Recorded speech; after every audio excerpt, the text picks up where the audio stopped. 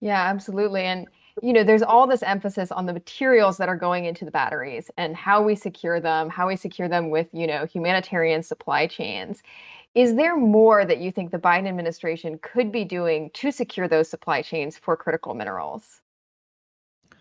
Look, I'll echo what Mark said about the IRA. I think the IRA is a really well structured piece of legislation that really does have the intent to address the most important pieces needed for us to get a domestic supply chain, for it to come from, the right places in the world under the right environmental standards.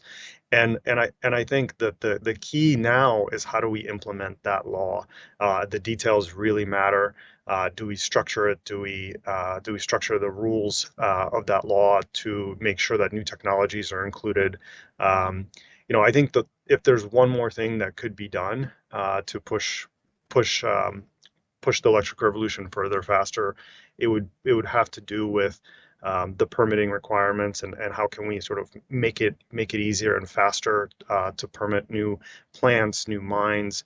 I think it's sort of naive to think that just because we're not going to mine here in the United States, that mining isn't going to happen somewhere else in the world. And frankly, we have some of the best regulations in the world for some of the highest environmental standards. And so if we could simply make the regulatory process faster and more transparent and more seamless, we don't need to necessarily lower the standards under which we do this, but by making it more transparent, more seamless, moving faster, we could enable that domestic production of the critical minerals that are needed even more.